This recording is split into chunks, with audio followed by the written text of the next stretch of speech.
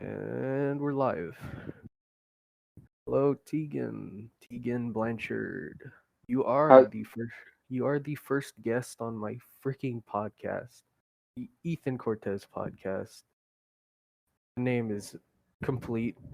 I workshopped it for days on end, and finally coming to fruition with you here. well, I'm happy to be here. Well, okay. Oh, wait. You said you were like busy with stuff. What's going on in? Where do you live now? Carlsbad. Um, I still live in California. I lived in Utah, just a little town for a few months, which was something. And then I'm gonna be living here for another like month or two, and then I'm gonna be moving again. Why'd you move to Utah? Because our rental expired and we owned a house in Utah. Except it was being rented out to college students, but because of coronavirus, all of the renters went back home because the school shut down, and so suddenly we just had an empty house in Utah. So we decided to just go stay there until the school year started back up again and things kind of got back to more normal. What's it like in Utah? Is it like I heard it's hot. It's really desert oriented. It's very much the four seasons. It depends on where you are in Utah, but for most of it, you have really cold winters, like it gets to the negatives, but not like negative teens. The lowest it'll get is probably like -10. And then the summers get super hot, it'll get up to 100. And then fall is super pretty. They have like the fall leaves and all of that, something we definitely don't have here. And then spring is also super pretty because it's coming out of like the awful winter and then everything gets green again. So that's pretty Because cool. all I really know about Utah is that Post Malone lives there now because of the what do you call it? The night scenery and stuff. Uh, The what do you call it? The Nightlife? like the rock formations. I was listening to a Oh, podcast the other day, and he said he was into that. And now he lives there. I had no idea Post Malone lives in Yeah, Utah. Post Malone lives in Utah. You didn't know that? I thought No. I thought that would be of great importance to you. You'd be like, "Oh, dang, I can just hike out into the wilderness or something and talk to him." Would Find you ask Post Post? Malone. Would you ask Post Malone out there? And okay, let's say one day you walk out into the desolate wilderness of Utah and you find Post Malone in his lonesome in his I don't know, shack. I guess he'd live in a shack because he's like the artistic type. I would probably ask him if he's okay. He really does not seem okay right now. Like, I think he's doing really well, other than the fact that he hasn't released an album or anything in a while. very long while. Yeah, What was I'd his ask if last he's okay album? and if I can help him out a bit because he's definitely seems depressed. His last album was like Circular or something, right? Um, I think it came out in 2019. It was called Hollywood's Bleeding. Oh wait, that's a new thing. Wait, give me a sec. Hollywood's Speeding. I think that means I'm not I gonna mean, listen to it now since we're doing this, but let's just extract meaning from the title alone. well, I think he's definitely calling out Hollywood and the culture and the fact that it's falling apart because it's bleeding. Like bleeding in the literal sense, or like the well, not in the literal sense. I mean monetarily or like culturally. Do you think? I would probably go with culturally. I mean, Hollywood has always kind of been bleeding people dry with all of their movies, but I think that right now he's probably more calling out the toxic culture and the way that things are starting to come out. I don't know, scandals and stuff. I'm reading the description and it says like vampires feeding, darkness turns to dust, everyone's gone. It's a little dark. So, so maybe he means it literally, and there are vampires in Hollywood. 'Cause, He's he's trying to warn us here. yeah, I mean it's not impossible. Because there's been a really there's been like an influx of well, not vampires, but people who like extract the blood from children so as to prolong their own lifespan. Have you heard about that? No, I have not. It's not a I'm not memeing or anything. It's like a literal thing. Like I mean, it sounds crazy, right? People extracting blood from children to prolong their own lifespans. But let's say you're a billionaire, a millionaire, someone of stature, and you are grappling with your own mortality. Is it that implausible to have someone like that harvest blood? You I know, think they would have to have passed a level of immorality to a because we point have where they're willing to steal the blood of a child. because we have like Jeffrey Epstein. Obviously, everyone knows Jeffrey Epstein and the island. It's like, is it that far a leap in logic to say that a rich person with the fear of death would go after, you know, um, Well, Jeffrey Epstein was also like a psychopath, so I think there's definitely some of that playing a role. And maybe the richest and most powerful who want to prolong their lifespan, maybe they are psychopaths. I wouldn't be that surprised if those were the ones extracting the blood. because it's like, who are these people and why are they in power and why are we giving them? It's like, let's say a kid disappears one day, and then you have this guy who has a lot of money. He has an entire institution backing him, with the resources to cover it up. It's like, is it impossible for? It's not. I don't know. When I think about this stuff, it's like, it's not.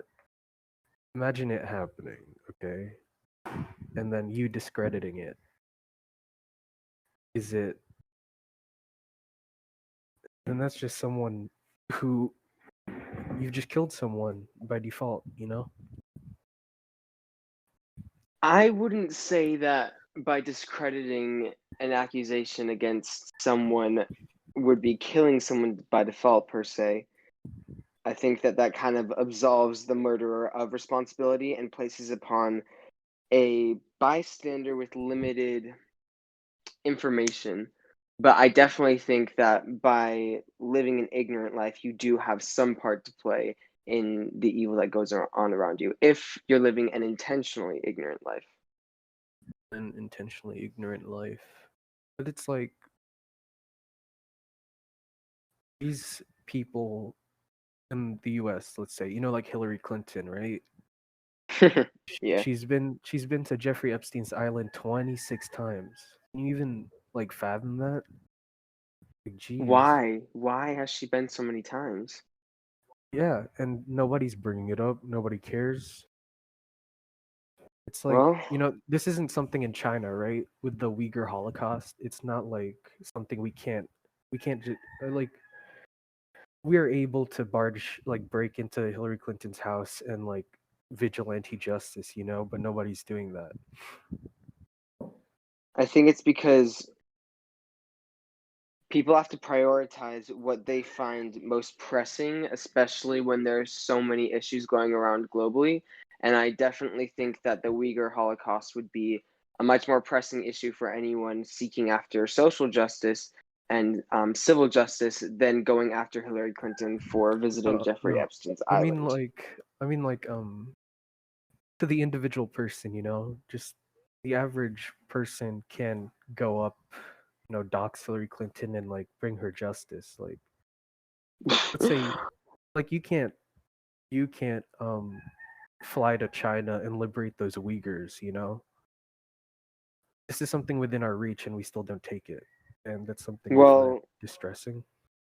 do you think that the average person has the responsibility to take on something like that?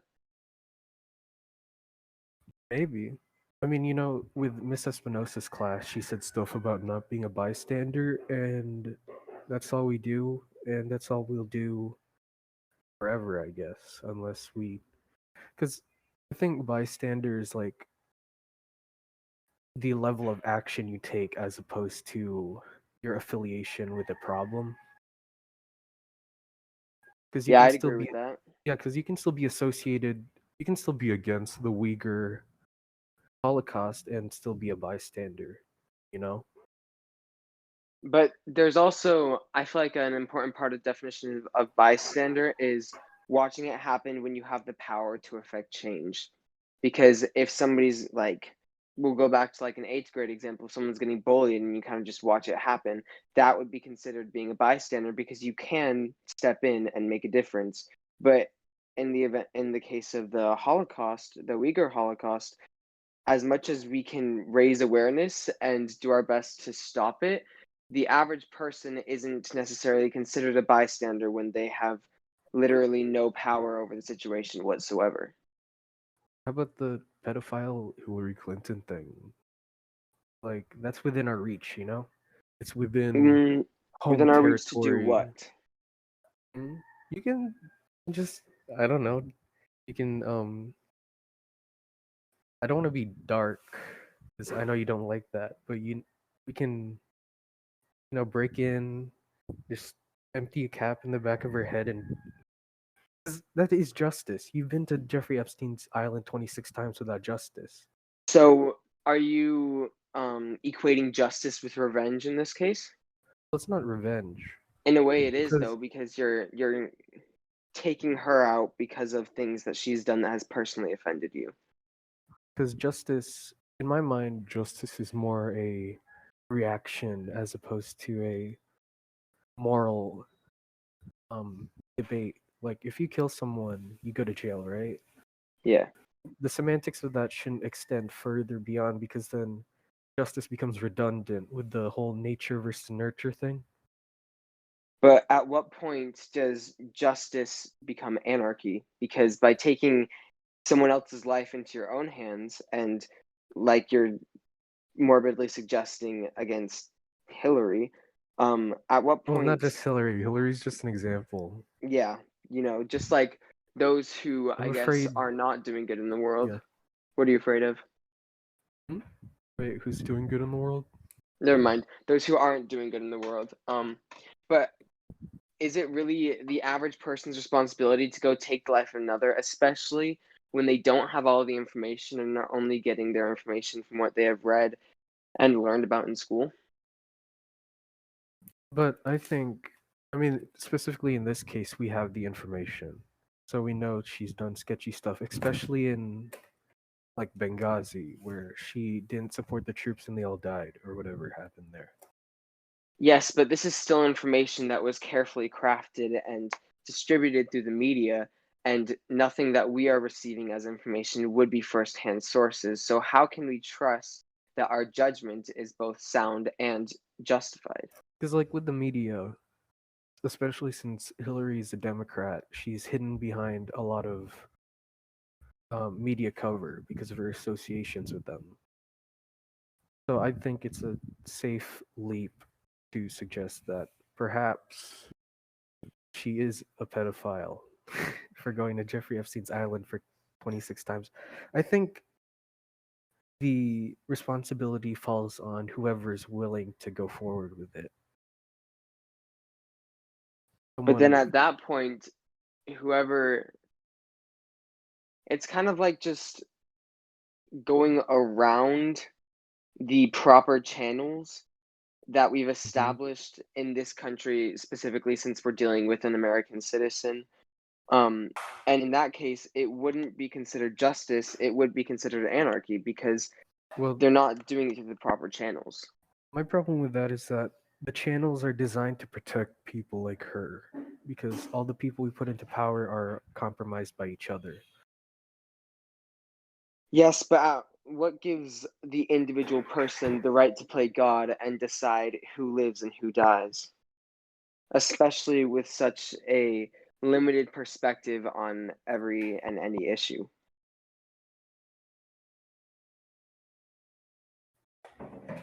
Well, then here, what I think this is do you agree with the institutions in place?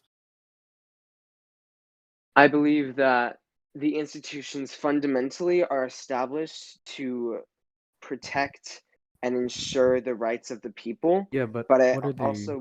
I also believe that they're imperfect institutions and that we have work to do to make them better.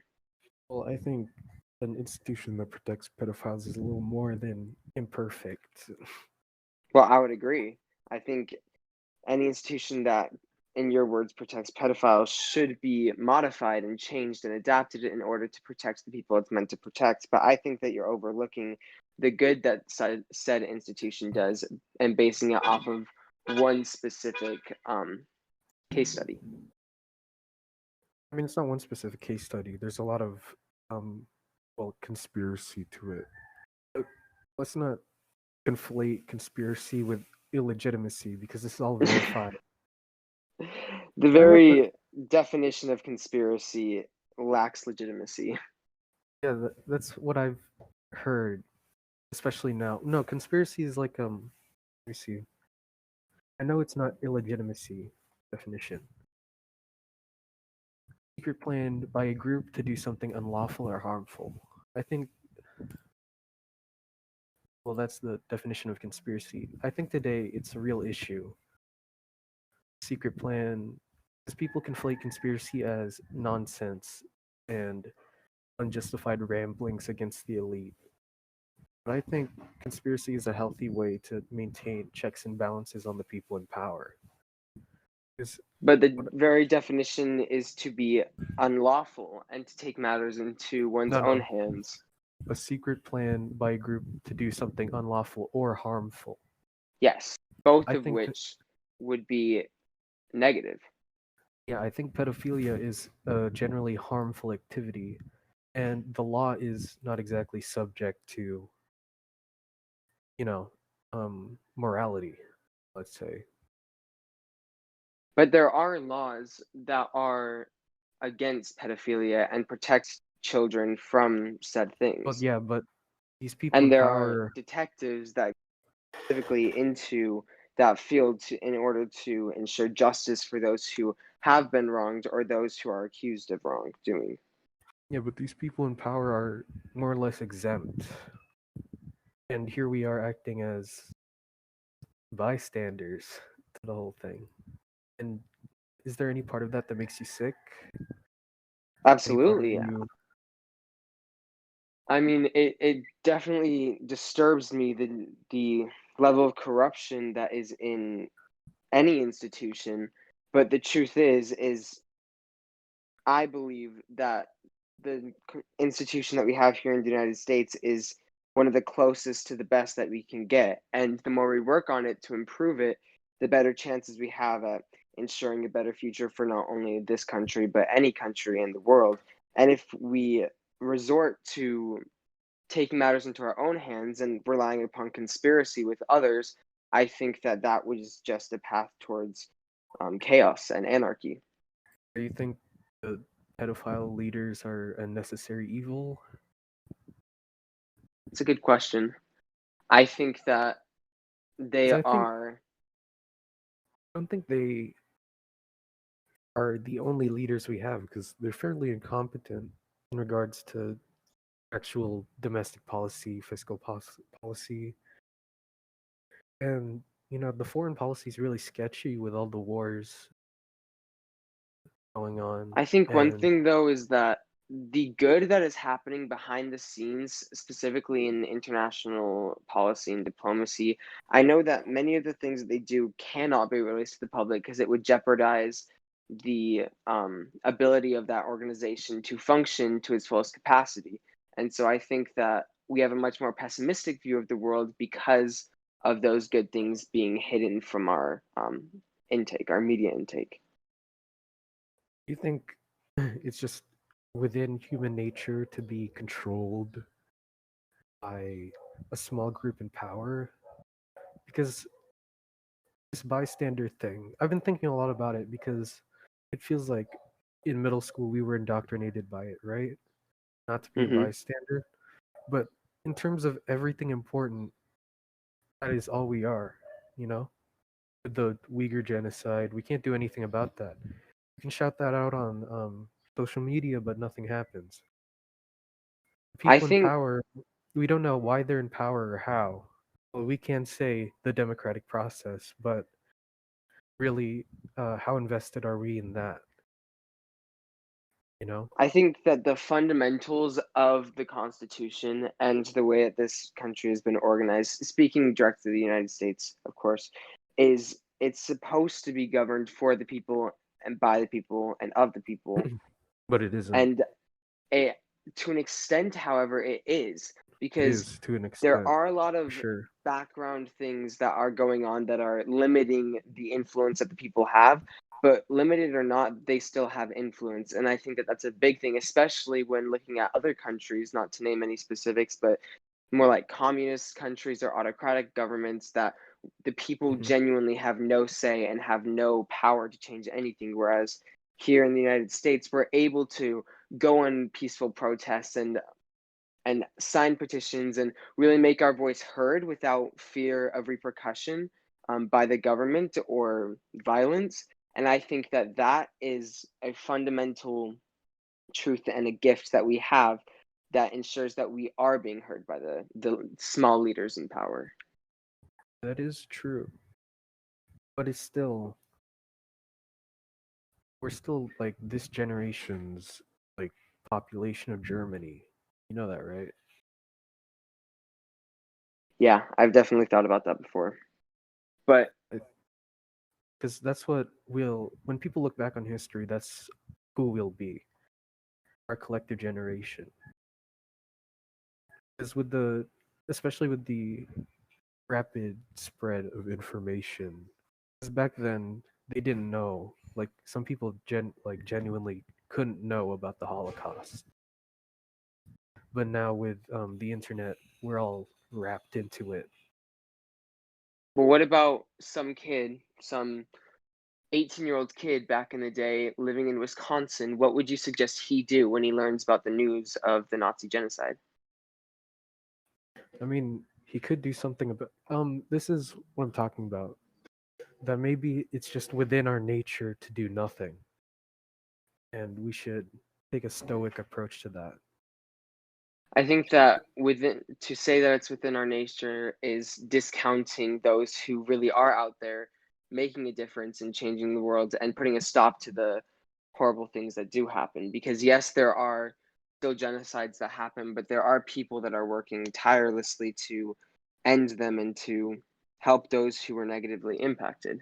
But who are these people?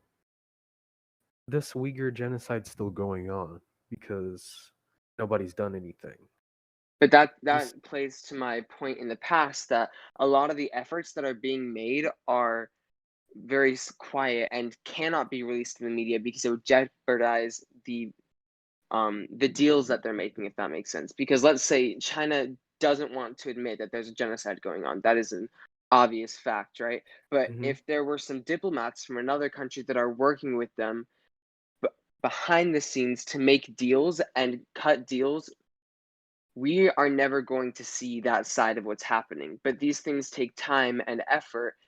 And so I think that we can't pretend like there is no one doing anything when I'm sure there are tons of people out there who are just as uh, who think this is just as much of an like a horrible thing that is going on that want it to change just as much as we do, but they're actually in a position where they can affect change. I don't think there is anything going on, And especially what with makes you think China. that? Especially with China, I think this Holocaust is just a masturbatory exercise in power. Especially because it's like, here in the Philippines, we have recently China parked 400 ships just by our ocean, um battleships, and they're just kind of sitting there for no reason. Well, it And I sounds like think they're posturing. it's a testament to the nature of China's government and war strategy. I don't think, like, genuinely, I don't think there's anyone doing anything just because of the nature of the Chinese government. Well, Because I would have to. people in power within the Chinese government are subject to um disappearing suddenly. Because you know Jack Ma, right? Jack Ma. No. He was a Chinese millionaire, and he said one small thing, and that got him. He disappeared for 6 months or something like that. Was It's he a like Chinese national? he's a billionaire that works with the Chinese government. My my point is that he was someone in power, but the nature of the party was that to destroy him should he remain resisting. That's why I don't think this is something that China's working on for the sake of conquest. You know, I don't think they're going to. I don't know. Uh, I think this point's getting really flat just because of the hopelessness of it all, and that we can't really do anything about it. I mean, I think that there is still reason to hope, but for us personally, at this point in our lives, we are unable to really do much. But I do think that there are people out there doing something about it. But we can move on to your next point for sure. I don't really have points set up. We just went on a tangent about how did this start? Something about Post Malone in Utah, and then it spiraled into the dystopian totalitarian world we live in now. Yeah, that was kind of an intense spiral. How about I ask What? you about the Philippines? What do you like about living in the Philippines? Philippines is a well, I haven't been outside in a year and a half. The Hey, government's really strict here with ECQ. I know not the touch of another person. you will one day, I promise. You'll be released One soon. day. Yeah, something that disturbs me is that my dad is like, "Oh, you cannot leave, or it is going to take 7 years, according to the experts." And I'm like, "Who are these experts, and why do they want me inside for 7 years?" They It's like don't want you to have any social interaction. exactly like I feel like. Do you ever look at it like I know the quarantine isn't as strict as it is there. Do you ever look at it like the better years of your life before you start degrading or being wasted indoors? Yeah, Uh, I have that thought quite frequently. like Especially during the thick of the quarantine here. It's been lighting up a little bit, but it's still pretty intense. like this is time I should be spending enjoying myself, but those years are gone because of some institution somewhere saying they can't trust me to go outside with a mask. But I think that by labeling these years as a waste would kind of be forgetting and discounting the personal growth that a lot of people have had the opportunity to go through. I haven't grown. I'm schizophrenic now, as we've established. You don't think you've changed at all in the course of this past year and a half? I think I've just gotten more depressed. Hmm. Well, yeah, that's definitely a part of it for a lot of us, including myself. But I think that there have been a lot of good things that have come out of it as well. Silver linings to this Yeah, the tragedy. Uyghur Holocaust was a pretty fun event. Absolutely not. Okay, what else? What else? Are we talking about Utah? What is it? Was it hot when you went there? Was it what? Was it hot? I heard Yeah, it's getting really it was really hot when I was there because I was there from the months of May to September, which really are just the hottest months. okay. And we're moving on. Transition. Cool transition noise. I don't think I'm gonna edit anything, so this is just gonna be. I think I'll say things to be edited in, but then we'll never do it. Okay, Okay, I like it. editor, edit in a funny song, and we'll transition to the next bit. Oh, Tegan, that was a pretty good song, right? Yeah, that was fantastic. Made me That was really pretty happy. epic. Okay. I think it's a great transition into the next subject. Yeah, that was pretty smooth. Props to the editor. Let's see. I watched the sermon. You told me to. Yes. Did you watch the Saturday or the Sunday sermon? The Saturday one. Did you Or watch the Sunday. first session or the second session? I don't know which one, but it was done in. I don't remember which one, but I did listen That's to okay. it. It was a recent one. It was I did the Sunday or Saturday one. And what And did you think about it? what are my thoughts? What are my thoughts? I think I see a lot of similarities to be drawn from the contemporary Christian church and the, the Mormon church. I see a lot of parallels in, especially in teaching style. Um, So early. What time did you wake up? uh, the normal time. Huh? Why? What time? Hmm? What time?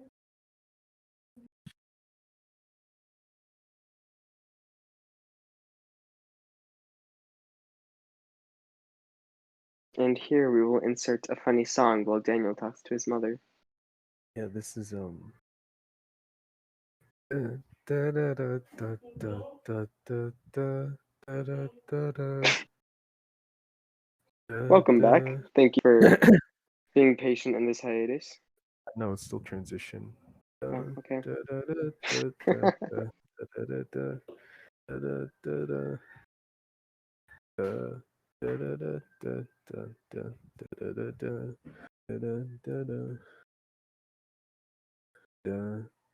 Okay.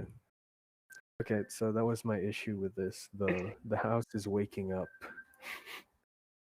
I That's live with okay. like live with like 8 people, so if you hear any trotting in the background or someone talking to me, just know that the institutions in power are corrupt, and I'm a bystander in this house.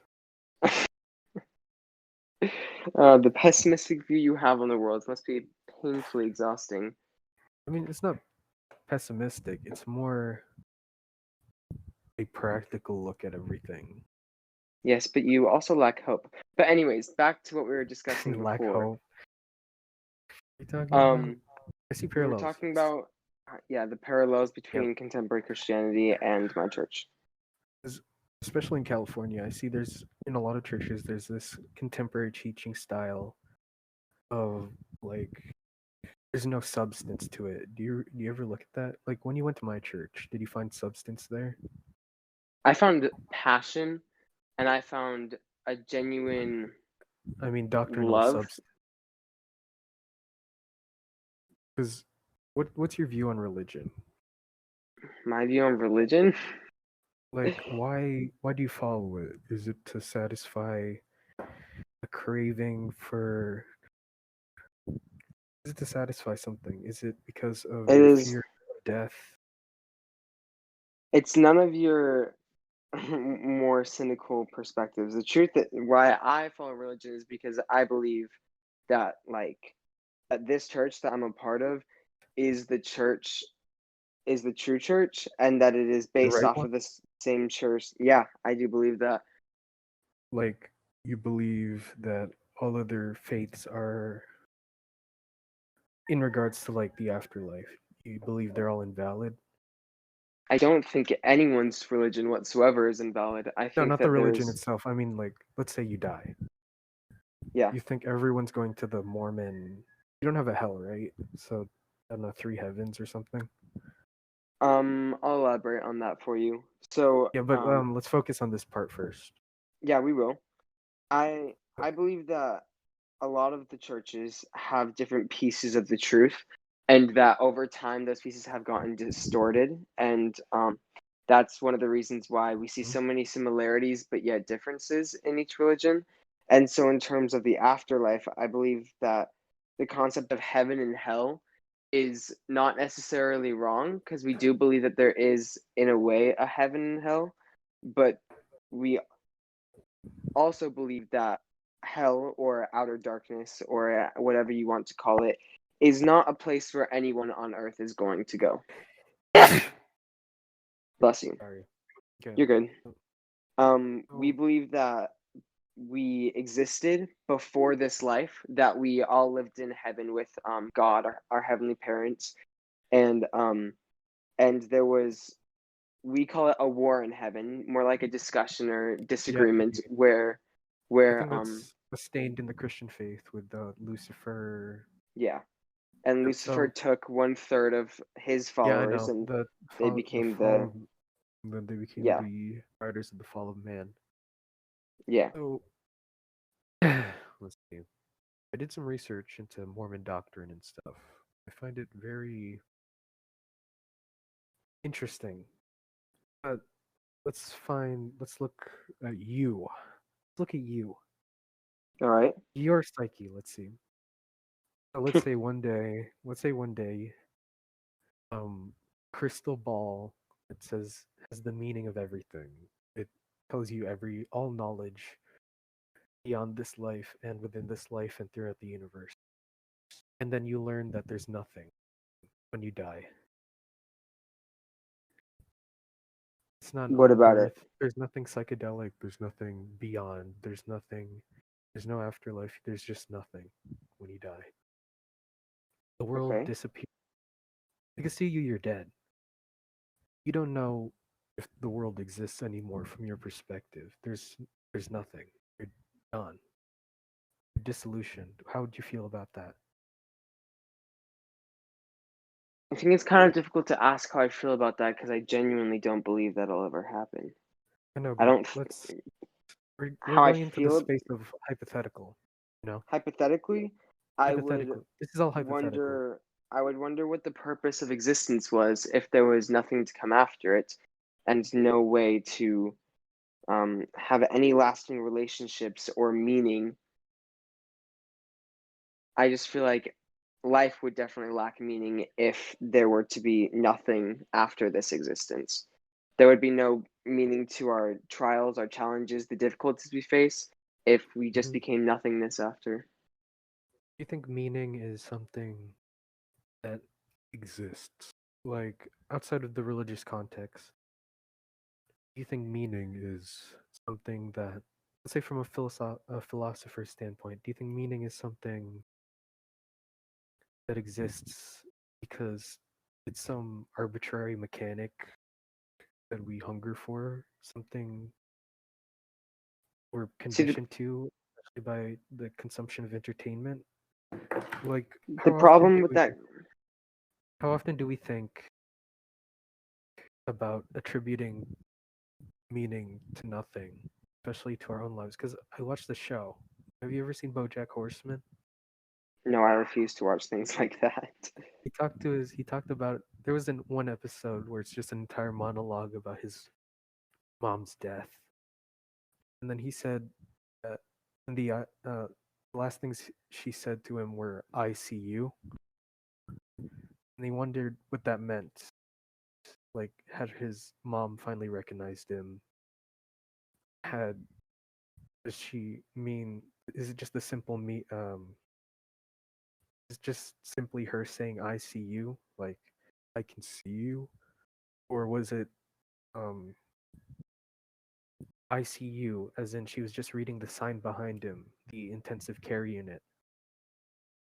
Do you think this is what we do when we attribute meaning to ourselves? Like, it's all. Does it ever feel arbitrary? You know?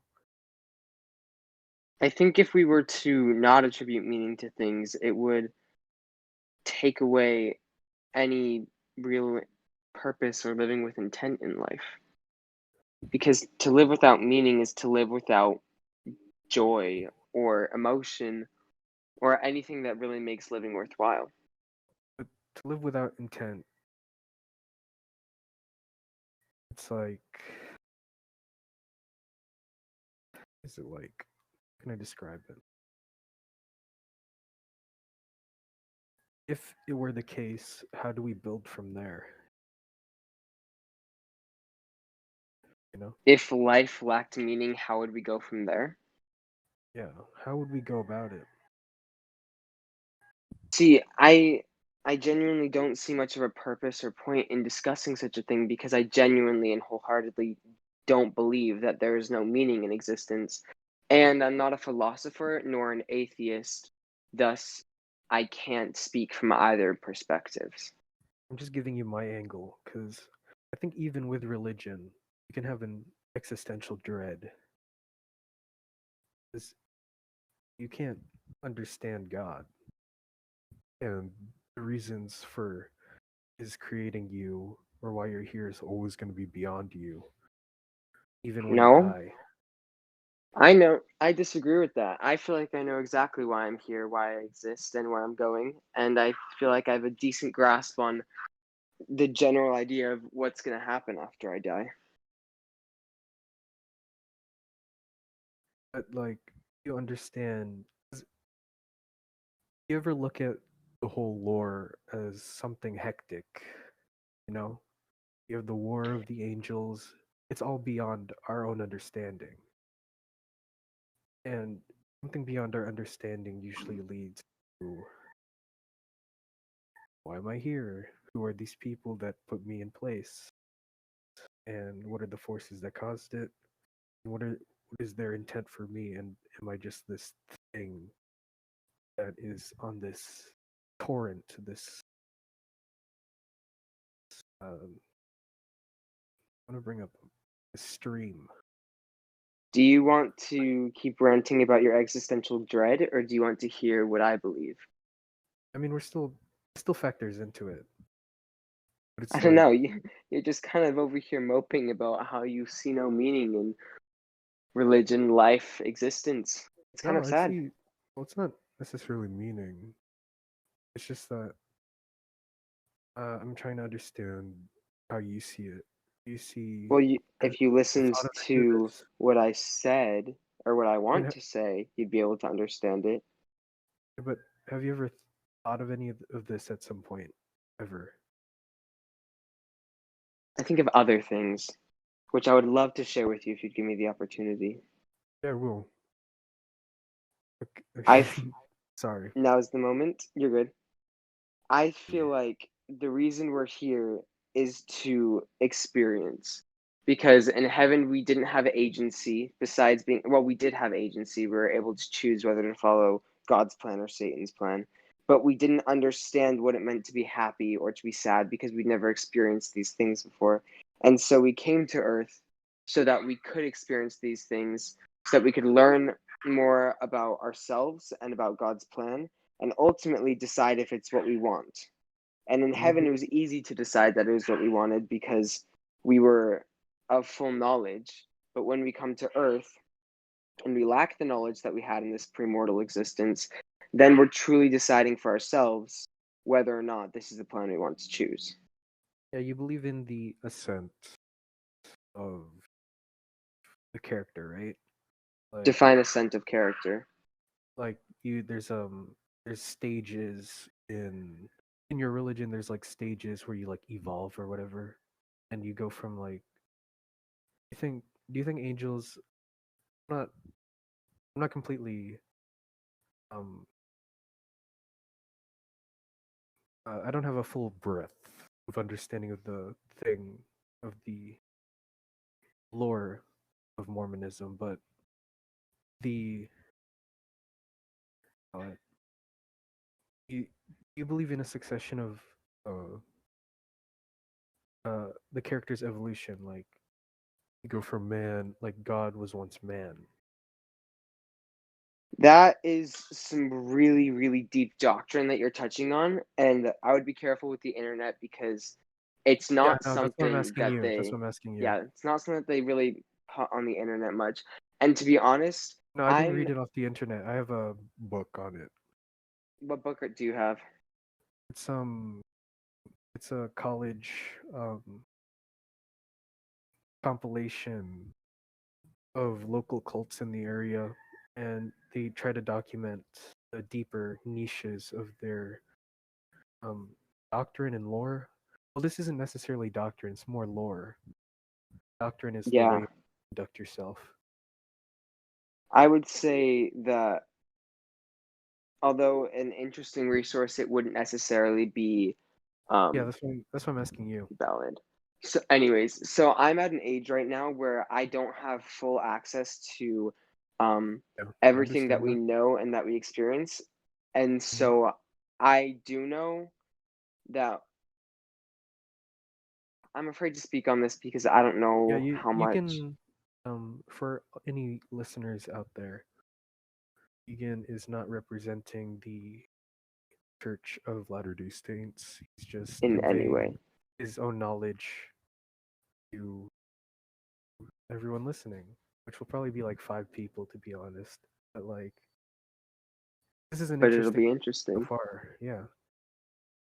So So I personally believe that yes, God was once a man and he once experienced something similar to this. However, my mhm, mortal perspective, just having such a limited perspective, makes it really difficult to even comprehend such a fact because mhm, then you have to go into the whole concept of if he was once a man, is there a higher power behind him, etc. But what I do know is that we as human beings one day can and will become like God, like our heavenly parents, actually.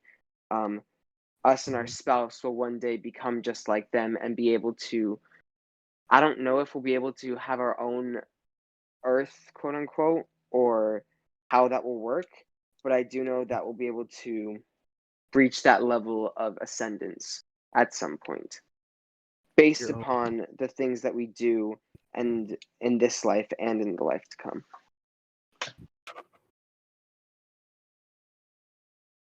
Give me a second. I'm still processing this.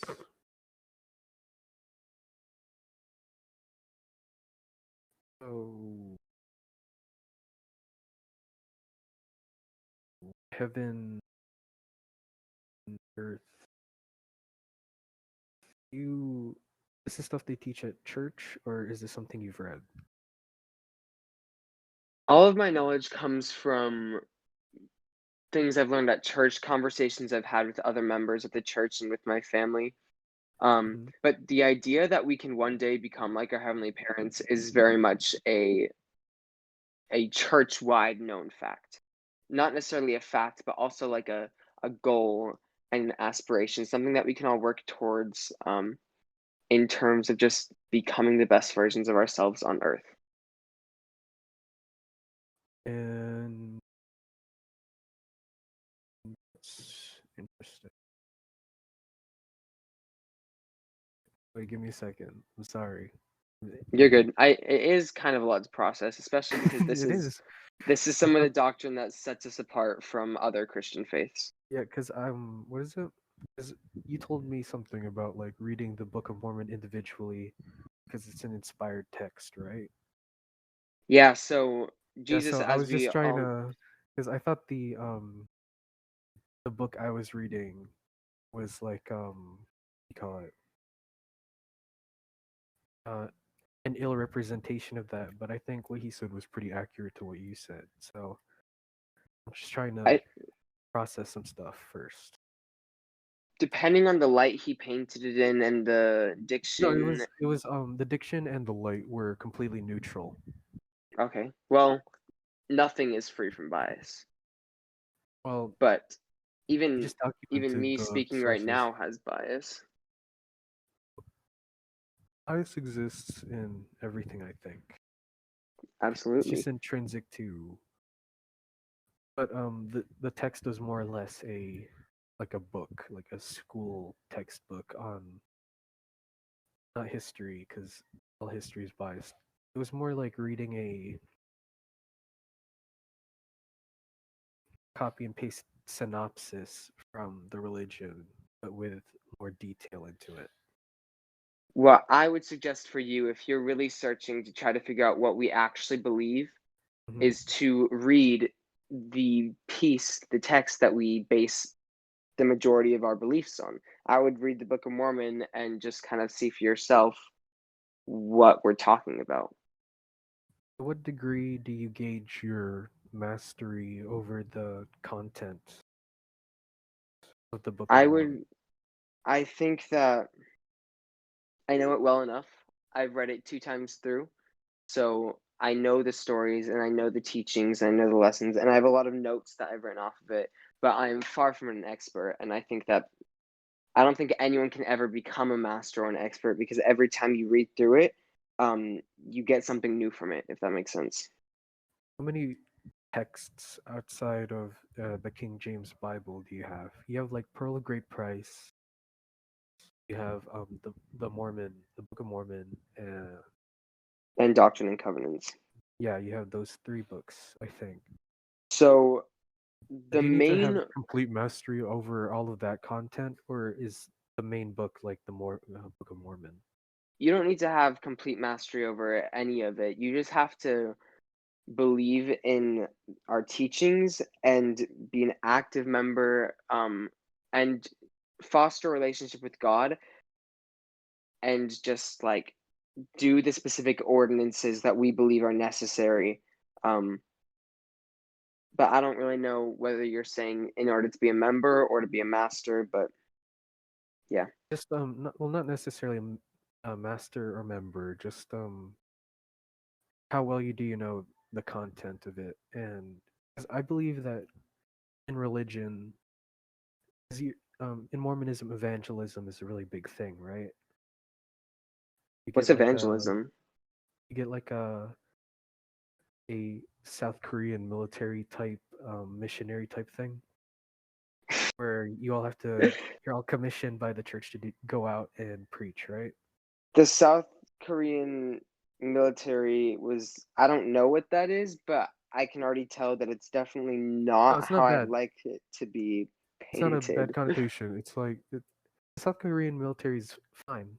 It's just because, in times of war, especially with North Korea, the people, all the citizens have an obligation to join the military.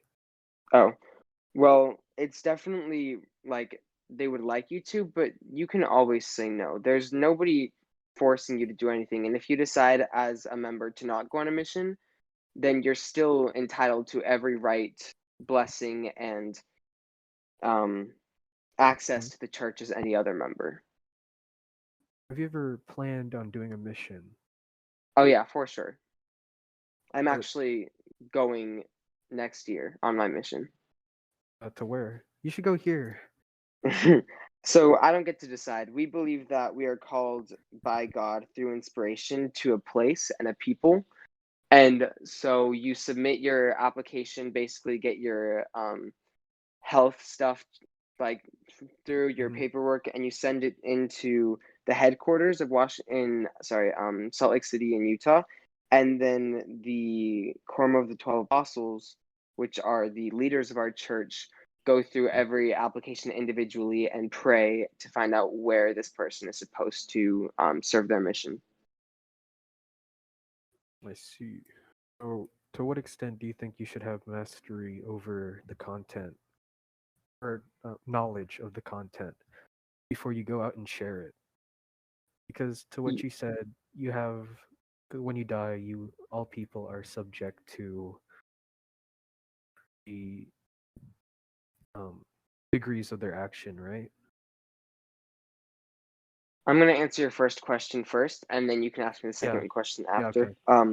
I think that we have a one of the scriptures in the Book of Mormon, or the Doctrine and Covenants, one of the two. Forgive me for not knowing the specific one, but it says, "If ye have a desire, you are called to the work," which basically means all you need is the desire to serve and to be a member, and you can go on a mission. So we're actually reading about this right now.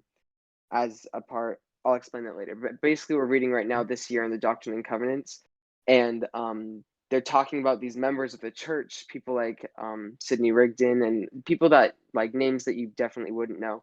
But they became the Damn. first members. Not to. They're just they're just regular members of the church, right? No, I'm just And they were kidding. among the first members, and they hadn't even been members for a year. They'd been members for probably 6 months. The church was created 6 months Mhm. before, and they were sent to Europe and all over the United States to serve missions and to spread the gospel. So I think that there is no level of knowledge necessary to serve as long as you're willing to go out and be guided by God to know what to do and what to say. Mhm.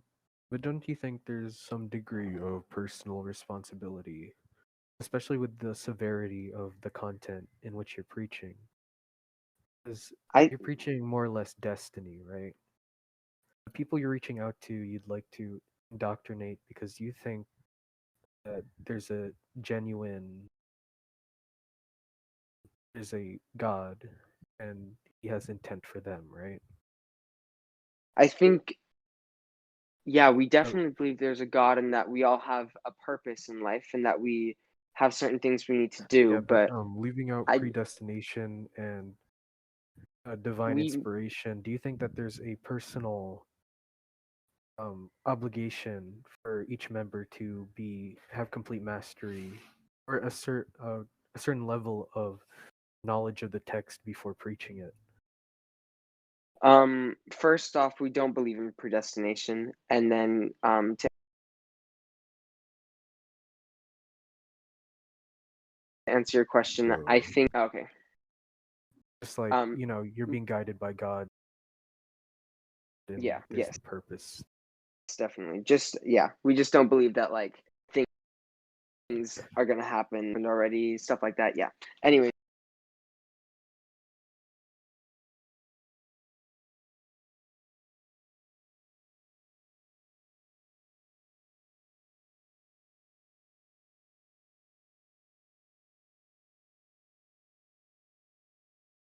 I think that if the know that it's true and a genuine love for our Heavenly Father, and I think that those things are much more qualifying for a missionary than mastery over the content.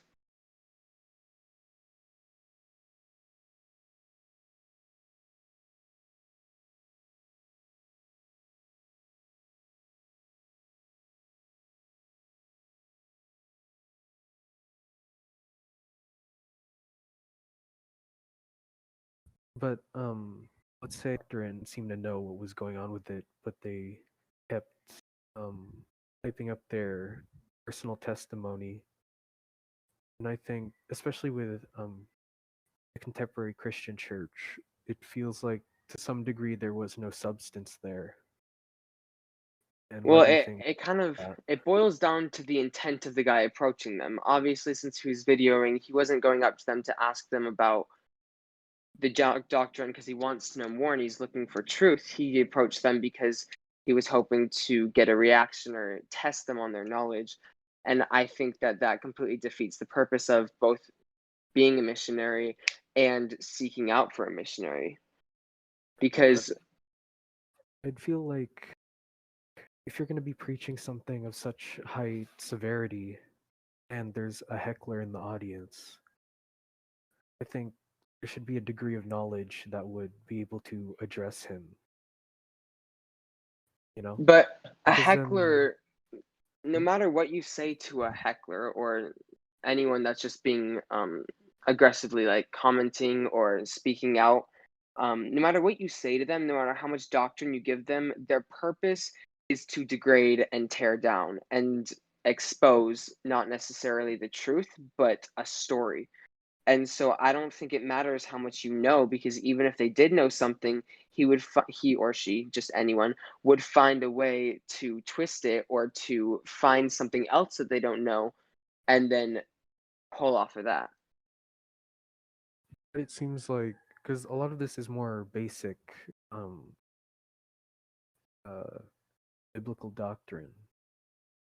You just pointed out the some inconsistencies between like the King James version and the Book of Mormon. I thought there'd be more emphasis on uh, mastery over content so that the church isn't depicted in this kind of light. So I want to address two things. First, I want to answer your question, but I also want to answer the question about the inconsistencies between the King James Hmm. version and the Book of Mormon. So I'm going to start with that one. Okay. The book of the Bible or the King James version has been passed down through so many centuries and it has been changed and modified in so many ways it is impossible to say that the Bible we have today, any of the versions, is the same Bible that was compiled and created all those years ago. So But many of the inconsistencies that might be called out really just come from the fact that they were mistranslated or modified by those who were in power at the time and wanted to control the masses by controlling what they were reading, if that makes sense. that's a common point brought up by the people. But then you have like texts like the Dead Sea Scrolls that um, validate the current translations. I have And no idea what the Dead Sea Scrolls are. Are they basically just they're the original transcripts for most of the books in the Bible. And they found that because you know the Dead Sea, right? The yeah. salt content in the air and the water, it helped Hmm. preserve the text for like 1,000 years apparently, which was like a miracle of archaeological finds. I think it was recent. And we discovered that the current text is um, has the proper translation and all the proper connotations to the Dead Sea Scrolls. See, but which book Bible are you talking about? Because there's multiple versions. So which one was the one And that there are accurately versions. aligned with the Dead Sea Scrolls? I Say again. don't know. I don't know which one, but they said that certain copies of the Bible are in proper alignment with Who the is intention of the Dead Sea Scrolls. I don't know which uh, and who is I this don't know they which that you're speaking copies. of? Translators, modern day translators. So see, that's my problem here. Is we don't know which copies they claim Yeah, to yeah. be accurate, and we Mhm. don't know which interpreters they are, and we don't actually know how valid the information is. So that just it doesn't mean that it's wrong or it's false. It just means that I wouldn't take that fact as doctrine, not necessarily doctrine in the religious sense, but as a 100% truth. I feel like the Mormon religion should have more emphasis on this kind of thing. What If kind of thing? the whole idea of the non-correlation between the Bible and the Book of Mormon, because then it becomes like a, as people like me, I see it as like a really convoluted retcon of everything that disagrees with the current book. Like convenient, it just seems like a convenient plot device to bring up that one point. Because there's a lot of complexity that goes into the issue that just becomes oversimplified by saying that over time people just kind of modified it and it doesn't matter, but it also kind of matters. The original Basically, we use Bible. okay, imagine if there's a dot on a piece of paper, right? You can draw a line through that singular dot 1,000 times, and you can go from any direction and it will go point in a different direction every time. But if you have two dots on a piece of paper, you can only draw one line that goes through both dots. Does that make Mhm. sense? So Yeah. we think of it the scriptures in that way, where with just the Bible, there are so many ways you can interpret, understand, and look at it that it's impossible to narrow down which one is the absolute truth. But when you have the Bible and the Book of Mormon, those two witnesses together give you that straight line, give you that singular truth, and allow for corroboration of what is truth and what is not. Uh, that is a new angle that, let's see, think about this. But it's still, so you're saying that the Book of Mormon is the filter for which people will view biblical doctrine. I'm saying it that it is a secondary resource that when used with the Bible allows for a more accurate and holistic understanding. Yes. Because in the Book of Mormon, it is a parallel in what happened. Because in the Bible, we see Jesus come to Jerusalem, and we see him minister, and we see him build his church, right? And specifically in the New Testament. And then in the Book of Mormon, we see Christ come to the Americas and minister to the natives here and set up his church in the same way. And so by looking at the two parallels of him doing the exact same thing in two different lands, we're able to see what his way is, if that makes sense. But hasn't the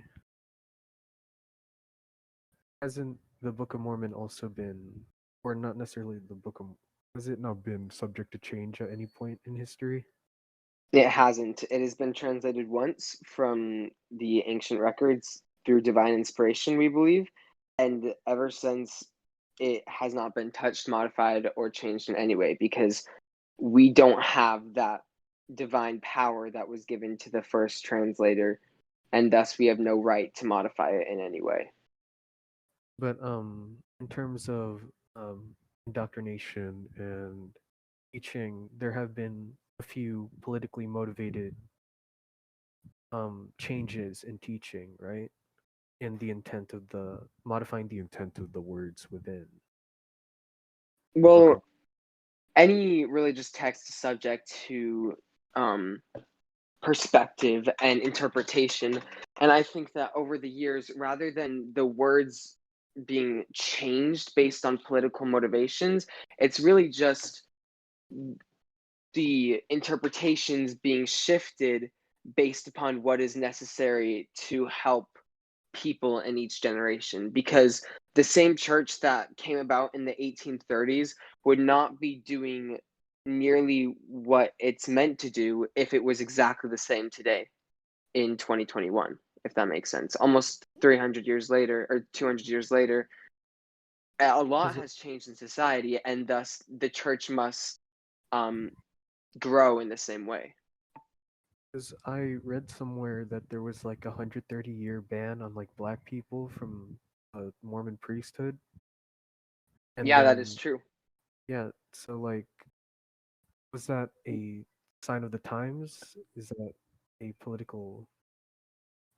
I I knew you were going to ask this question because it is Yeah, one of the most confusing questions in all of the church's history. One of, because like, you for have me, a. it is the most difficult question, and the truth is that I don't have an answer for that, and Mhm. it bothers me a lot, but I have gotten a witness, personal revelation from God, I believe, that has told me that this is the true church in so many other facets. That one aspect that really bothers me isn't going to tell me that the entire church itself is wrong, but it definitely tells me that there's some things that are out of my current understanding, but that doesn't mean that I can't have further understanding in the future. Do you think it was a facet of the times, a misinterpretation of the text to I have think someone do this? Because you pointed out to me that the church you subscribe to has bad and have bad people in power, but the idea of the church remains intact. Is that Well, I something feel you like agree with? bad people. We believe that everyone that goes quote unquote into power is called by God Himself, and thus they are there because they are going to Um, do what God wants them to do. But I a also divine believe, right. div- yes, more or less. But then I also believe that they're human and subject to mistakes, and as much as God will influence them, if they blatantly choose to ignore such inspiration, which they frequently don't because they're not called for no reason by God, if that makes sense. But they are subject to mistakes the same way that all of us are. And I don't know if the ban on the priesthood for blacks was a mistake, but as of right now, and my personal testimony, and this does not reflect the church whatsoever, as you mentioned, but I personally Yeah, it doesn't. question whether or not that was a mistake made by a prophet in that day. But I'm not saying that it is. I just question the validity of that decision, if that makes sense. But Not necessarily, however, the validity of the church or the validity of the divine right of prophets. because I think it was definitely fully sustain and believe in them. I think it was a misrepresentation of some kind of what do you call it passage. Like with Catholicism, the entire church head exists or because of the sake of a misinterpretation of um the intent of I think Peter or whoever Jesus talked to and held the keys to the kingdom of God. There was a Um, misinterpretation of the text, and now we have the Catholic Church, which I think is undeniably one of the most corrupt institutions of our era. I'm not going to comment on that part, but I will answer your original question that Mhm. and I think it's possible that it could have come from misinterpretation, but I also don't have enough knowledge to say that it was or wasn't. Yeah, I see. And I was reading unfortunately, I through feel like there aren't enough resources out there to really get a solid answer to that. as I was looking through Nephi, and I don't know if this issue was a ingrained in the text itself or was an interpretation of a misinterpretation of the book. Wait, give me a second. Let me pull it up.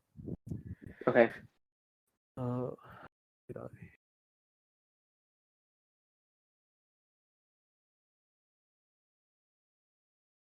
It says here in Second Nephi 5:21. When I skimmed over this, I thought it was kind of okay. Second Nephi 5:21.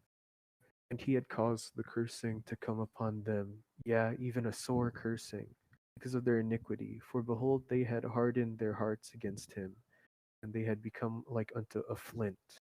Wherefore, as they were white and exceedingly fair and delightsome, that they might not be enticing unto my people, the Lord God did cause a skin of blackness upon them. So, you know the context for that story? Can you explain it to Yeah, me? I know it very well. So I actually when I read that I had the same reaction that you probably did. I thought like, what the heck? Like, Well, no, what the heck? I just want to know the context. well, for me, I felt that way. I was like, what do you, that's like we don't believe that. Well, I guess we do believe that's what happened, but basically at this time there were these two groups, the Nephites and the Lamanites, right? These Yeah, we the believe two are tribes of the, uh the migrated from Israel, I believe. yes, the ancestors of the Native Americans that were on Yes. this continent, or sorry, the continent of North America, right? And South Mhm. America. But yeah, these two tribes, they were constantly warring back and forth over all sorts of things, right?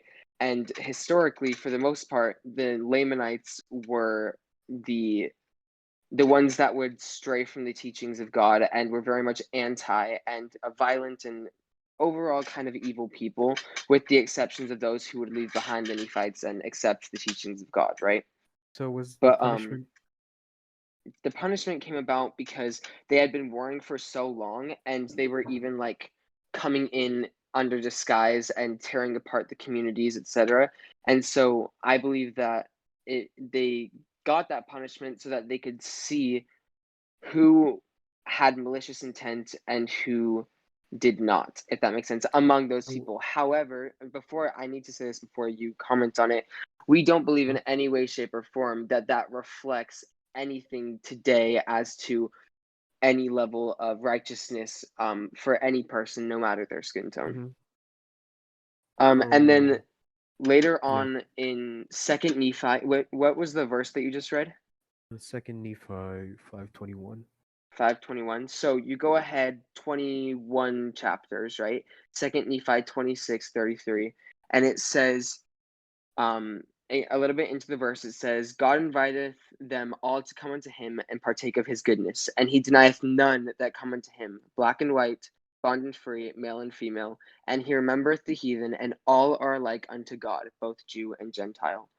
Mhm. And I think that that verse really explains exactly what we believe and what God believes and is that he sees all of us alike. We are all alike unto God, and it doesn't matter our skin tone, gender, or status in society.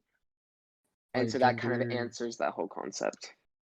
by gender, do you mean the um postmodernist idea of gender or the male and female gender? I mean it as any human being that is on this earth won't be denied God's love and isn't viewed in any different way, shape, or form.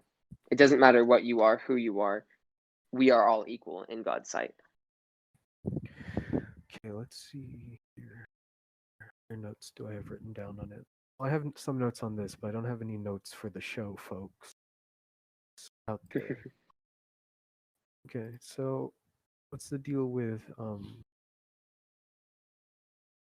baptism for the dead? Because I read somewhere in the same book that there was baptism for the dead,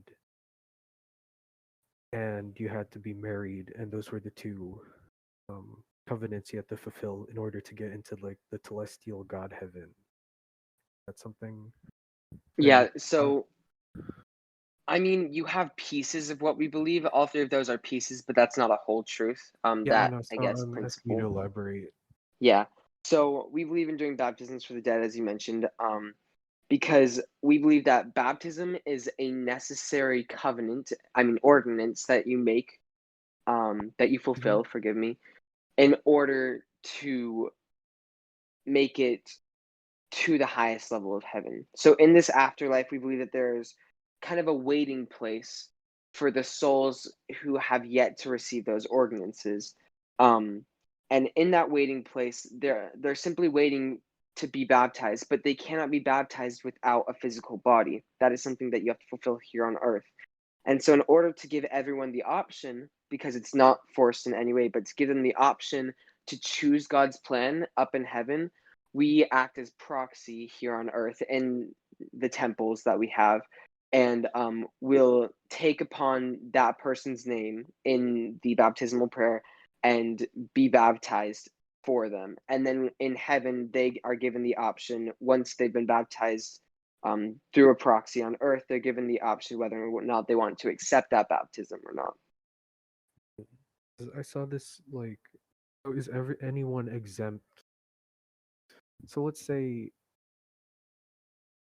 are there certain standards you have to fulfill before you get a baptism for the dead before you die? Like, let's say you were a serial killer. Are you still eligible for that, or do people just decide to leave you in purgatory? Is So it's not our job to judge people based on their actions. That's God's job. And so we do proxy baptisms for Mhm. anyone and everyone who is dead. And then it's up to them to decide if they want it and up to God to decide if they're worthy of it, I guess.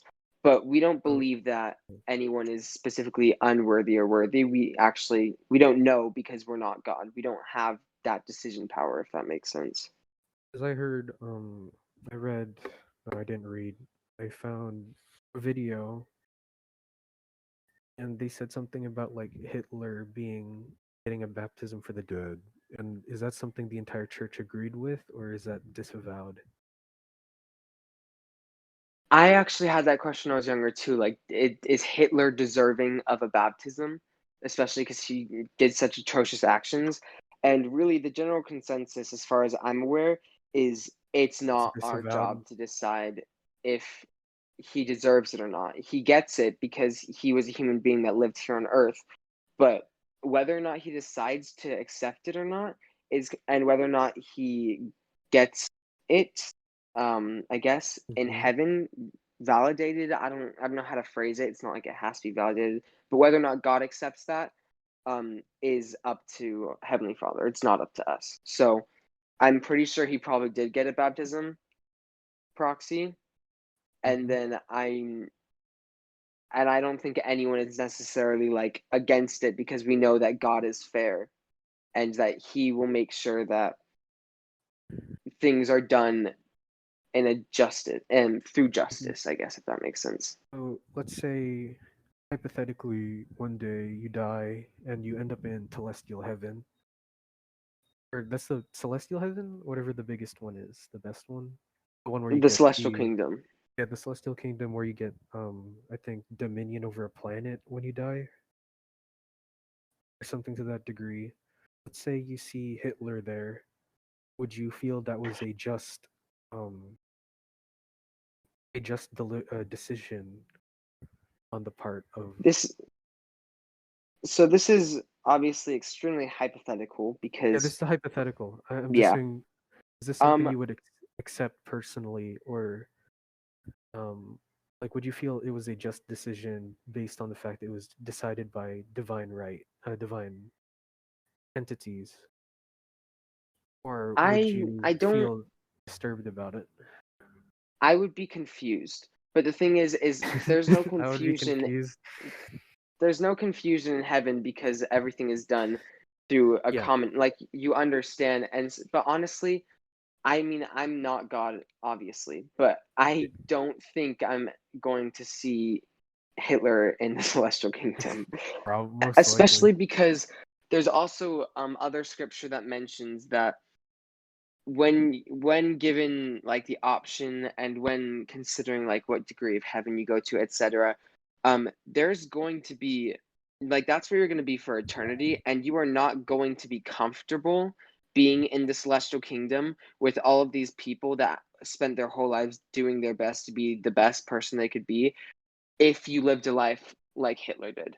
So even, like, judgment aside, everything aside except for personal decision, you wouldn't find Hitler in the celestial kingdom because he wouldn't choose that for himself, because he would feel extremely uncomfortable having lived a life so far from the teachings Mhm. of Jesus. I want to get your personal opinion on evolution, because I talked with you before and you said you agreed with it. Is this something you still stand by, or do you renounce it?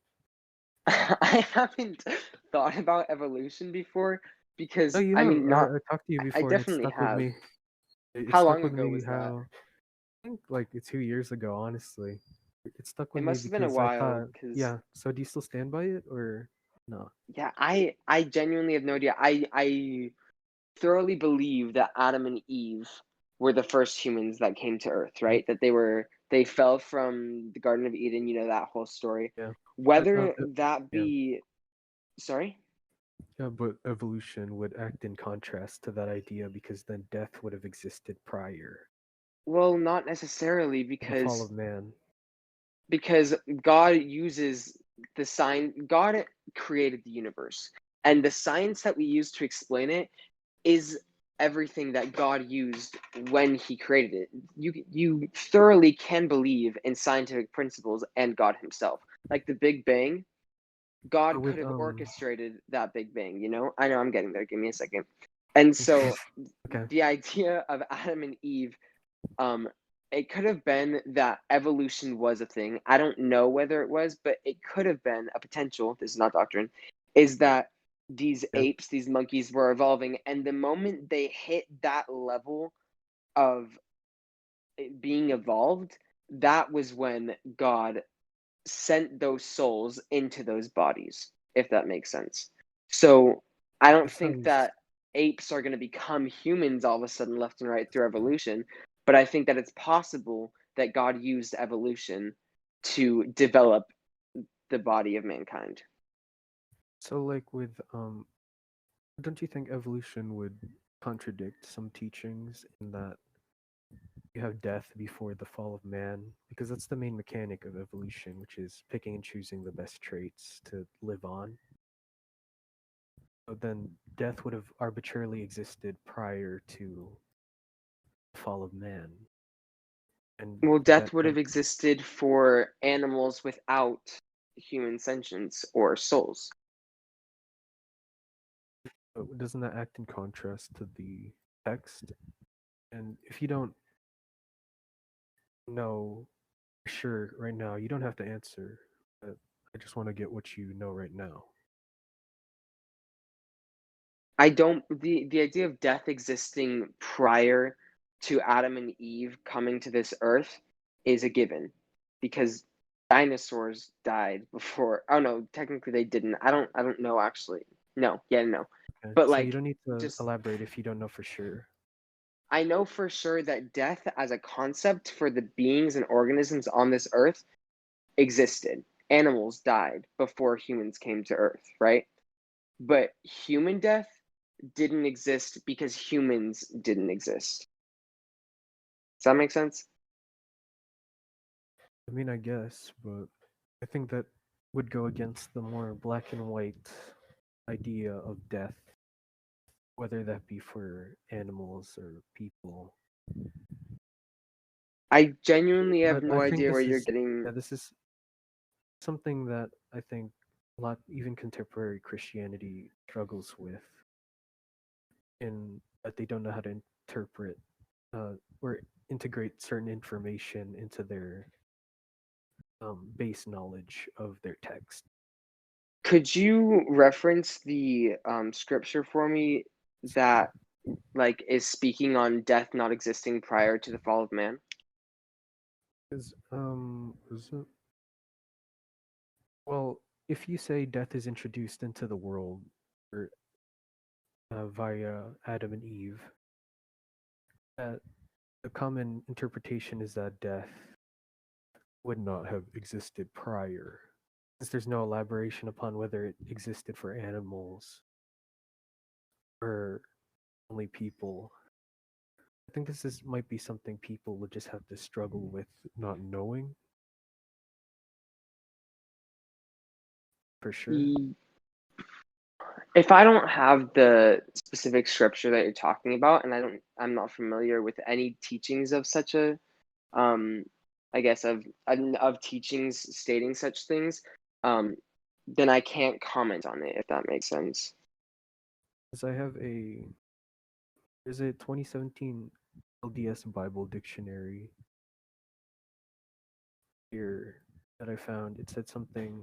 Wait, let me find it. Oh, are you referencing spiritual death? Or no, literal death, as Are in you the sure? forfeit of a person. I mean, maybe. Let's Because see. in the scriptures they do mention spiritual and physical Yeah, death there's a relatively difference. interchangeably. Yeah, but it's like let's see. Latter Day Revelation teaches that there was no death on this earth before the fall of Adam. Is that in regards to spiritual death or physical death? Because if you're saying it was before the fall of Adam, would that not indicate that there was no physical death in the context that they're speaking? There was no physical death prior to the fall of Adam and Eve because they never died. So I think what they're trying to say there is just that when they lived in the Garden of Eden, they didn't have to deal with things like death. Nobody in the garden, because yeah, nobody in the garden, none of the animals, plants, people, none of them are dying because death wasn't a concept that was present because they had yet to fall. Let's move on. This has gotten too convoluted, and I don't think we know where we're going anymore. Okay, let's move Okay, on. let's see. Keep the people engaged. So, like, how has it affected you?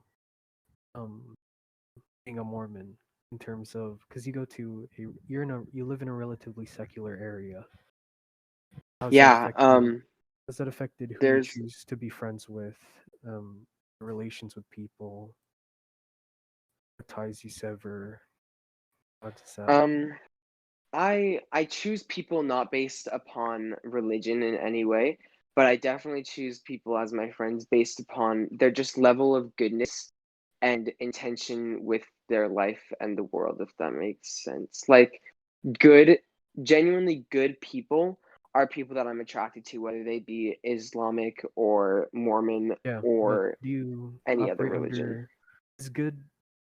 Is your idea of good operable on the tenets of the Mormon religion, or is it your own? My definitely my own definition and understanding of morality. I wouldn't look at someone who is Mormon or a member of my church. We don't really use Mormon anymore. We use the Church of Jesus Christ of Latter-day Saints or a It's really member. long So though. it is long, but it emphasizes Jesus Christ in the title, and that's kind of the whole point of the name.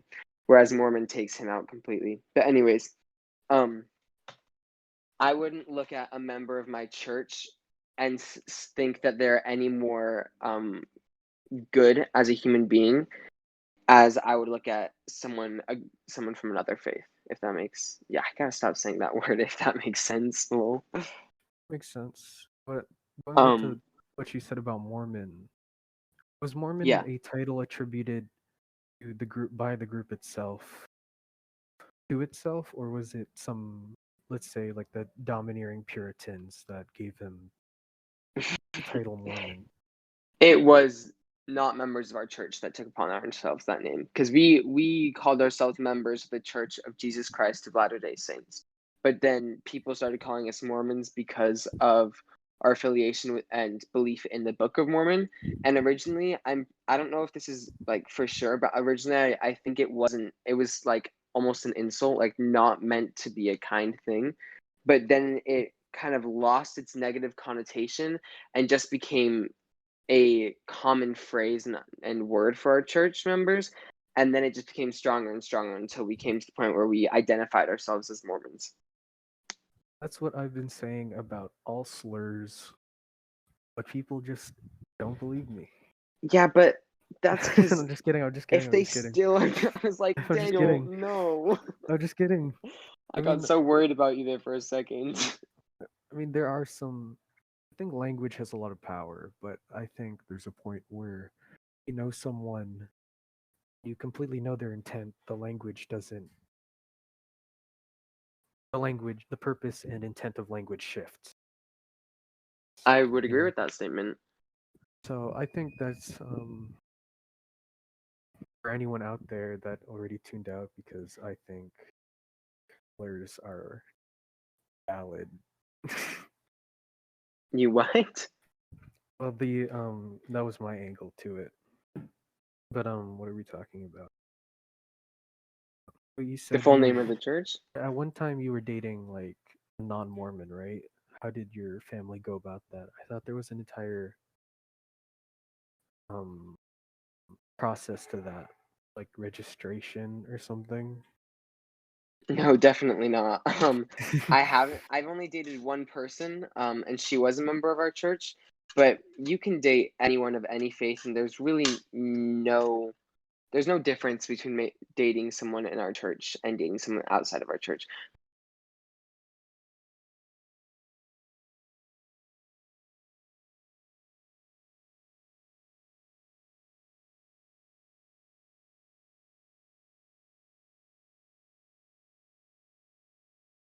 Marriage, on the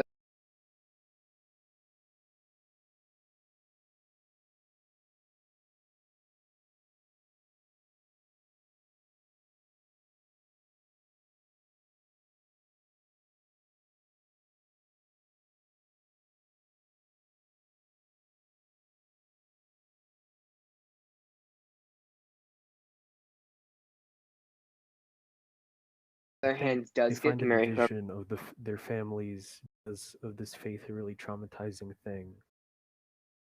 Would you say that's a testament to the current culture, or They find it traumatizing, like if their parent. Elaborate on what you mean by that.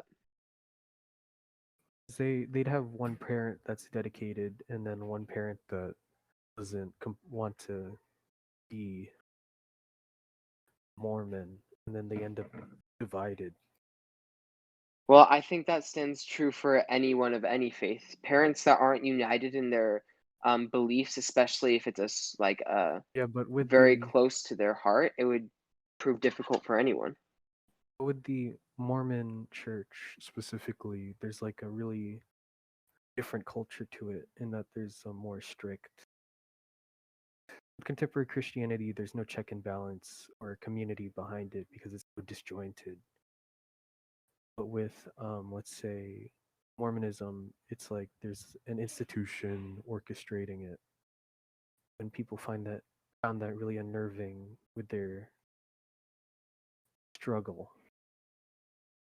So I think that I don't think that there's any further level, or at least not in a grand way, a further level as with any other church. Because in our church, if you're married to a non-member and you go to church with your kids without your spouse, it's you. The only difference would be that the people around you would try to help you more frequently and make sure that you're doing okay since you're not getting the support that you need at home. But that, of course, is just kind gesture, not it's quite the opposite of what the ostracism that I feel like in a way you are kind of implying. Not in a bad way, but Yeah, yeah. because I know some people. Not all of them are completely ostracized, but it's like there's some people whose families have been ostracized from the church, and they're still feeling the implications of it today. And Well, I think I mean, my it's family, just I think that's just the byproduct of having an institution. I would But agree with that. And I think it's a byproduct of not only an institution, but an institution of imperfect people. Because the church itself would never ostracize someone in any way, shape, or form. As our teachings and what we believe, it never would. It's all about bringing people together. But the people themselves are imperfect. And so if there is ostracism coming from the people, that's not a byproduct of the teachings, it's a byproduct of their own prejudices and personal challenges. If yeah.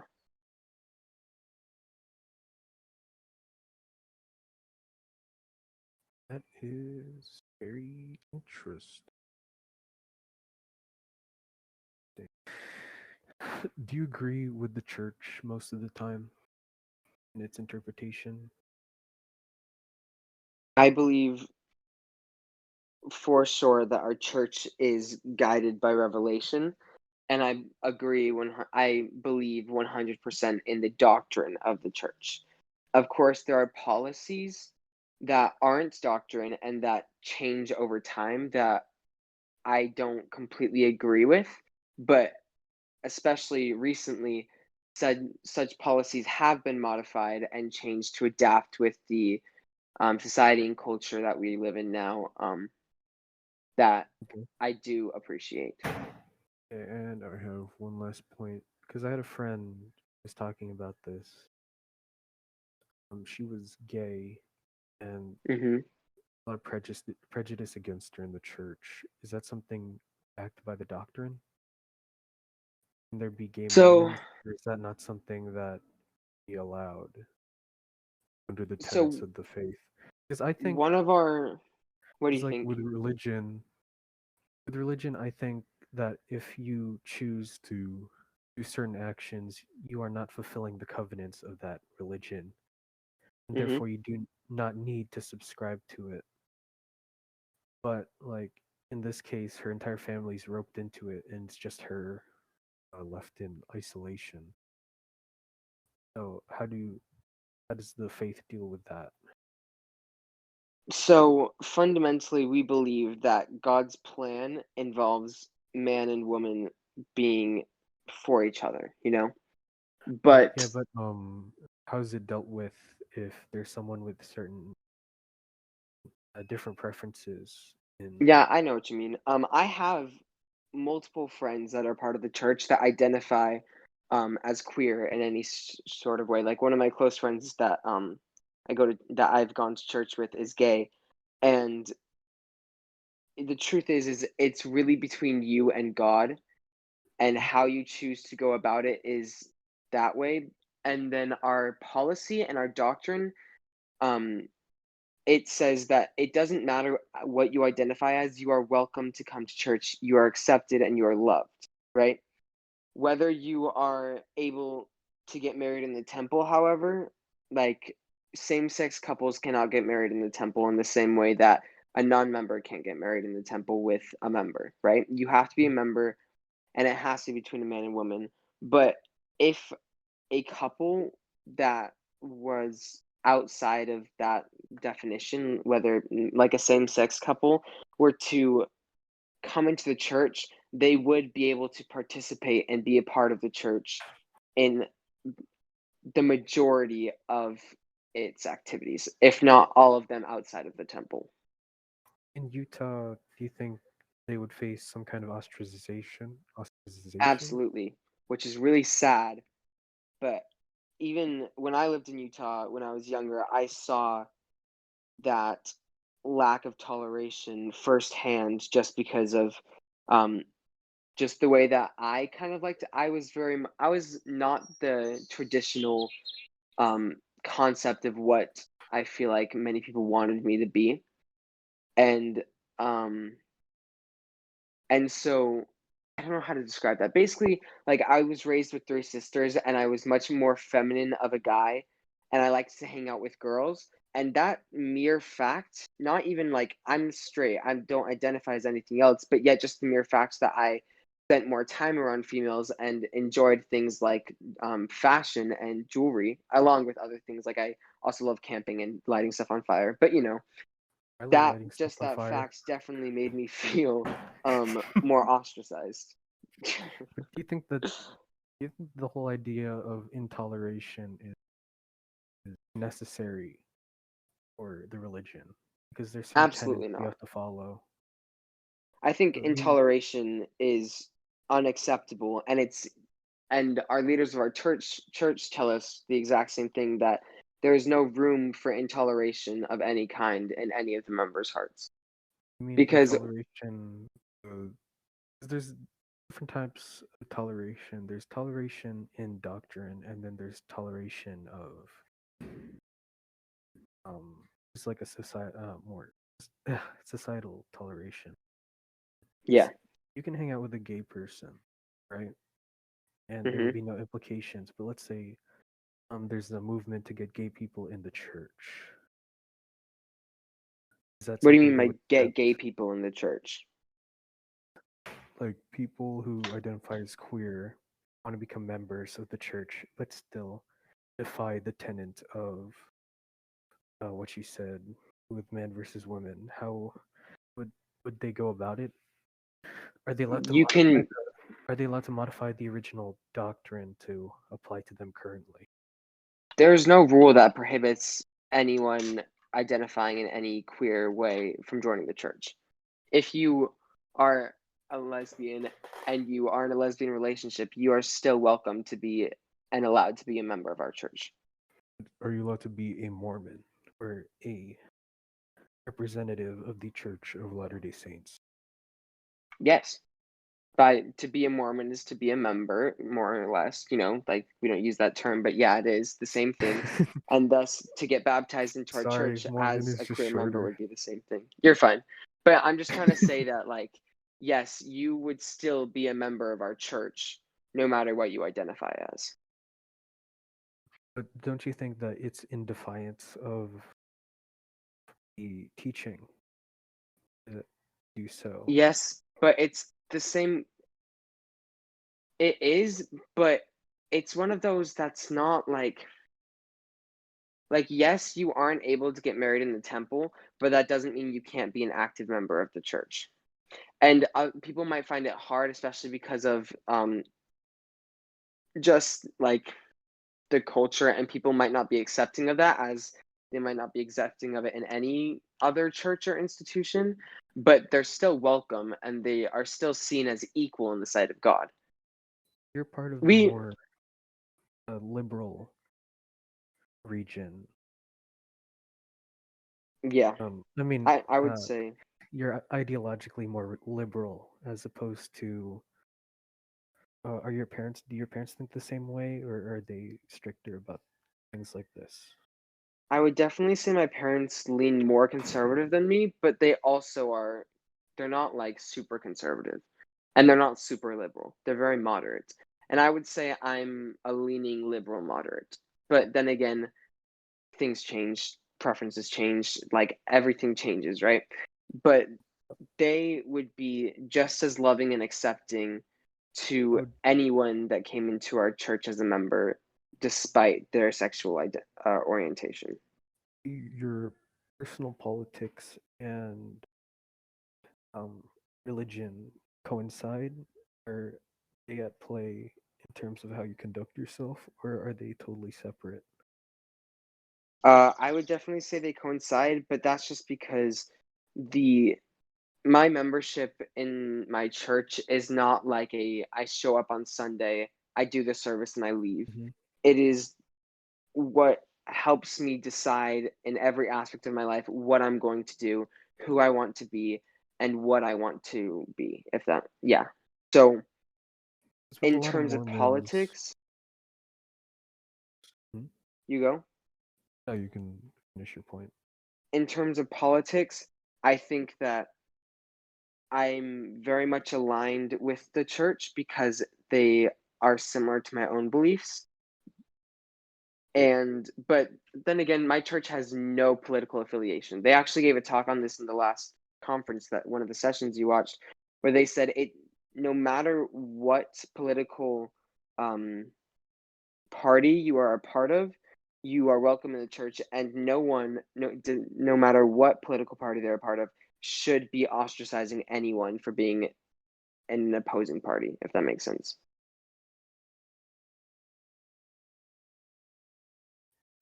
So,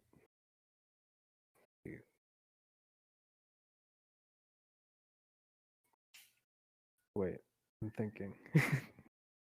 You're We're gonna good. be, we're gonna get a few dead. We're gonna get a few seconds of dead air. We can edit it out later, quote unquote.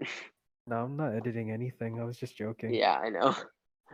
Well, I might edit in a theme song at the beginning or something, or maybe nothing, and it's a completely dry episode. But what I noticed with current um Church of Latter-day Saints-ism is that they hide behind a lot of liberal politics in debate. Like, someone brought up the point that there's no DNA um, relation between the Israeli people and the remains of certain Native Americans here. And instead, they were more of a kind of Mongol, or I mean, Chinese uh, bloodline or something like that. Then the person, a Mormon in debate, uh, answered with, "Well, we can't know how many Native Americans there are because my Native American friend is really offended by that. He's also Mormon."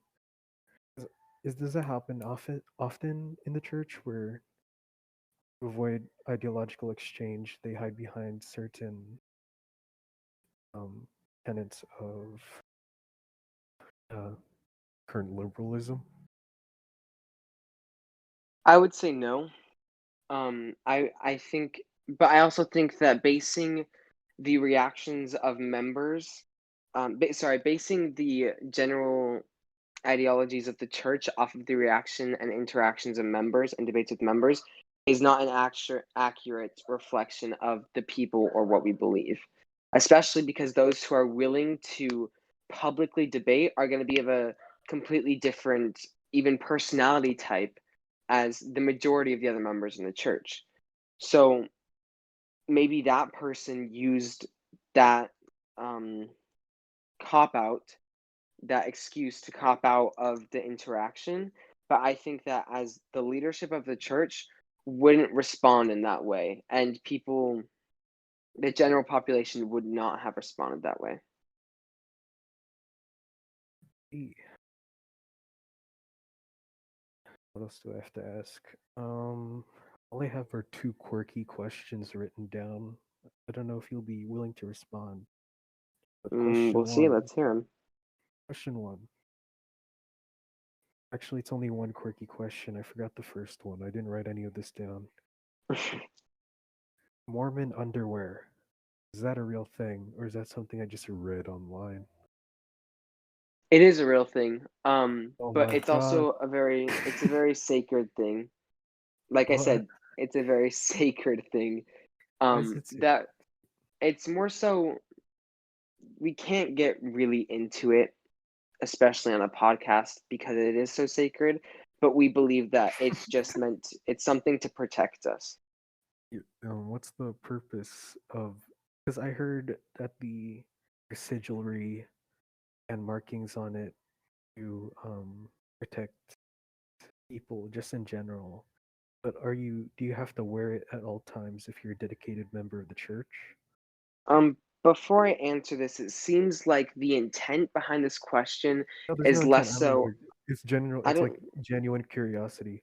Because I read that but we people like they have to. There's an obligation to wear it um at all points in the day, except during certain activities where you can't. So, is this something that is true or misinformation? it's interpretive. How you choose to go about Mm. your worship and what you do in the gospel, a lot of it is based on what you feel is right and your relationship with Heavenly Father. Um, Also, this isn't something that you experience, like, and that you have until a certain point in your life. So I personally don't wear those articles of clothing, Mhm. but one day I will. And when I do, then there will be a lot of explanation of the sanctity and reasoning behind it. But that sort of thing is extremely sacred and shouldn't be on the internet. And if it is, that's like very much going against the trust of the gospel, if that makes sense. See, is there modification of the garb now, or has it remained the same? Like, are This you is the like, last question I'm going to answer because I don't know how much we're supposed to be talking about this. okay, but And like I'm just what's saying. sacred. But to answer So, your question, yeah, it has been modified the same way that like just like in the type of material to be made up, like in the 1800s, mm, they probably were wearing itchy wool, but we're not going to be wearing yeah, that today. polyester fusion. And I have one more question regarding that. The Mormon underwear. Is it obligated by the text itself to do so, or is it a obligation of the church? I don't know because I haven't gone through that process yet. So, And okay. since it's so sacred, I don't know anything about it, or I know very little about it. Uh-huh. And I have one more question in mind before we end this Okay. podcast.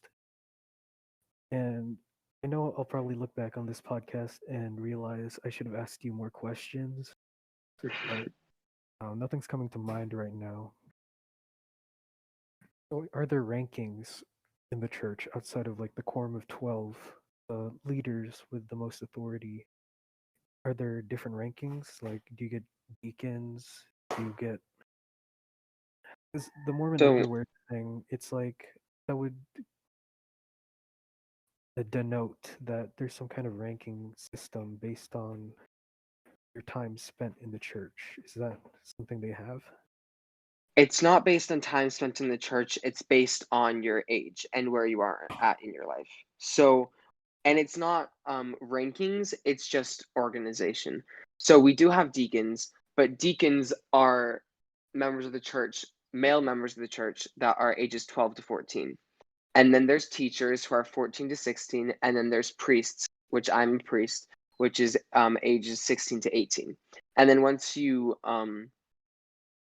pass that, you become an elder if you become a missionary, or you become just a brother in the gospel. So you just be like, I would become Brother Blanchard. And right now, technically, I am Brother Blanchard. But just as a youth, you're organized in different groups just so based on your age group so that you can have activities like the priest quorum activity, which means it is all the 16 to 18-year-old males that are having the activity.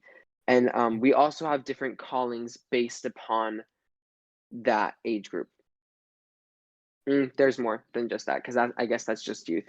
But going along with the idea of callings, each person in the gospel is given a calling or an assignment, if you will, but you're not required. Like they ask you to fulfill this calling, and you can say yes or no, and then you'll be in charge of that section. So, in terms of authority, a bishop is what presides over the entire congregation of the ward.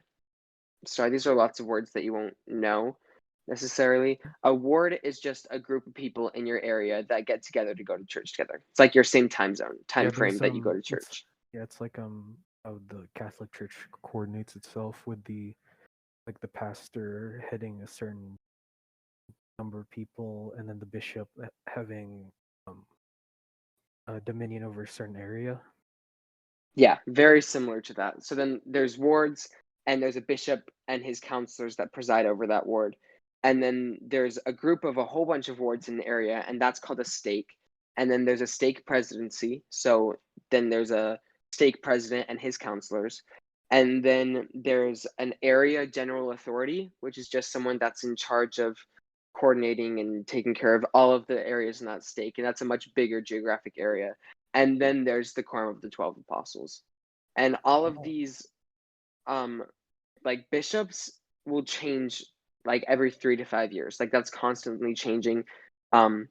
Counselors are constantly changing, and it's not based upon your time in the church that you get a calling or your testimony. It's really just based upon whether or not God calls you to that position, because it's all done through revelation.